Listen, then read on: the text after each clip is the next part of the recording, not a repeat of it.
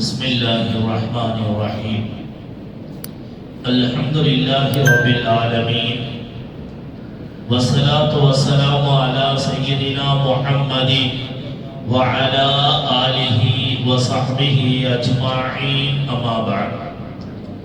قال الله تعالى في الكلام القديم وفي الفرقان المجيد: والذين إذا أنفقوا لم يسرفوا ولم يقتروا وكان بين ذلك قواما.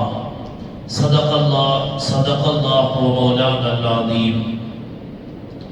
அல்லாஹ் சுப்ஹானஹு வ தஆலா நாம் தொழுத இந்த சுபஹுடைய தொழுகைகளை அல்லாஹ் கபூல் செய்து அருள் புரிவானாக.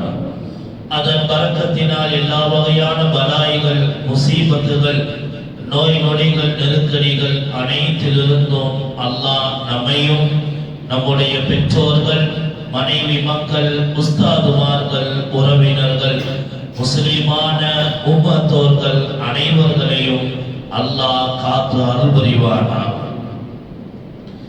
கண்ணியத்திற்குரிய அல்லாஹ்வின் நல்லடியார்களே, அல்லாஹ்வுடைய புனிதமான வார்த்தைகளான அல் குர்ஆன் ஷரீஃபுடைய தஃசீருடைய வரிசையில் 25வது அத்தியாயம் அல் ஃபுர்கான் என்கிற அத்தியாயத்தினுடைய 67வது வசனம்.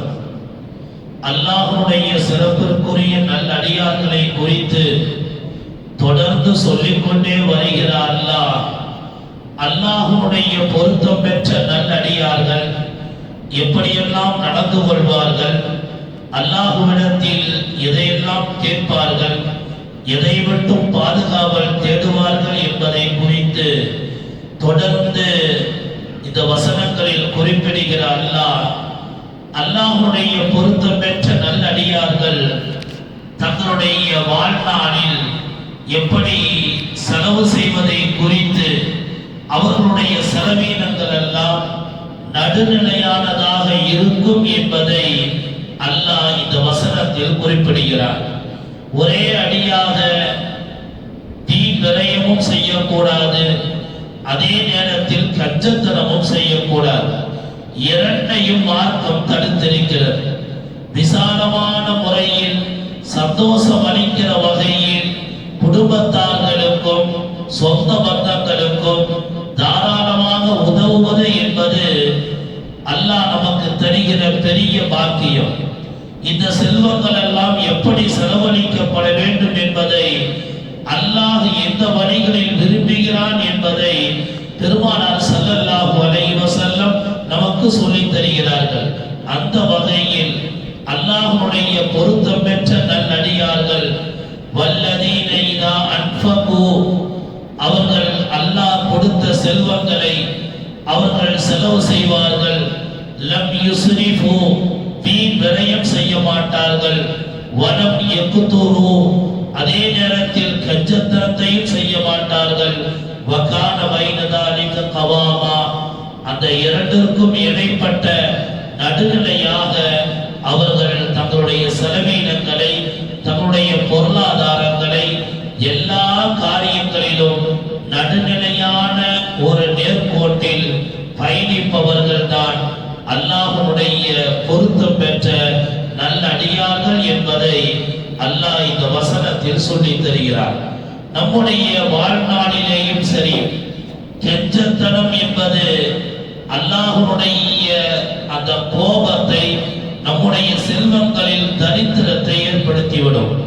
அதே நேரத்தில் வீண் விரயம் என்பது, தேவையில்லாத செலவுகள் என்பது அல்லாஹ்வுடைய கோபத்தை உண்டாக்கிவிடும்.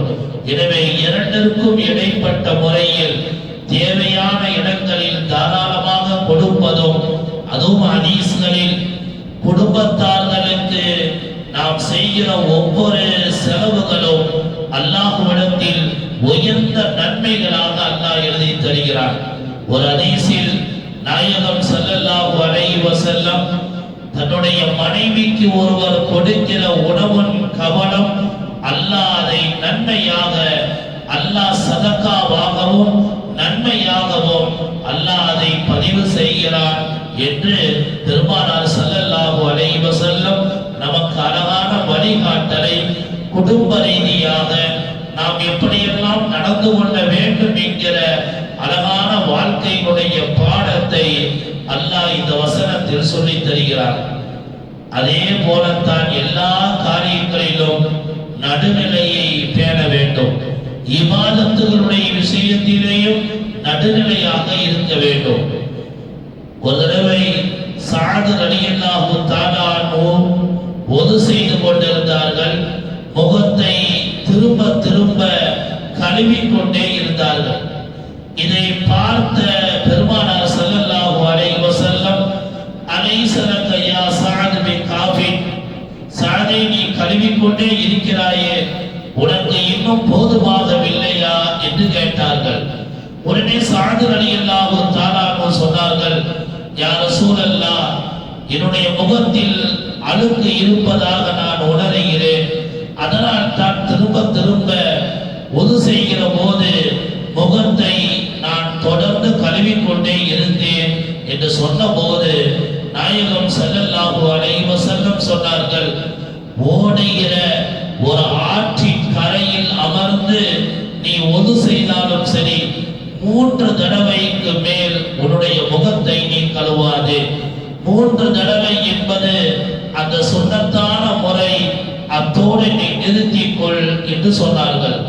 உடனே விவரமான மிக அறிவுள்ள சஅத் ரலியல்லாஹு தஆலா அன்ஹு திரும்ப கேட்டார்கள், யா ரசூலல்லாஹ், நன்மையான இபாதத்துகளின் விஷயத்தில் கூட நாம் அளவோடு தான் நடக்க வேண்டுமா?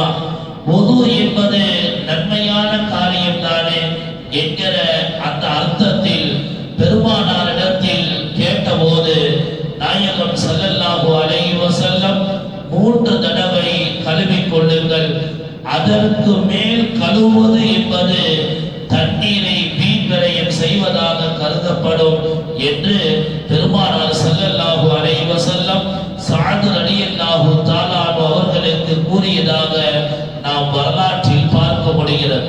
நன்மையான காரியங்களாக இருந்தாலும் சரி, அது தேவையான அளவு மார்க்கம் சொல்லி இருக்கிற அடிப்படையில் நடுநிலையாக நடந்து கொள்ள வேண்டும் என்பதை இந்த ஹதீஸ்கள் நமக்கு சொல்லித் தருகிறது.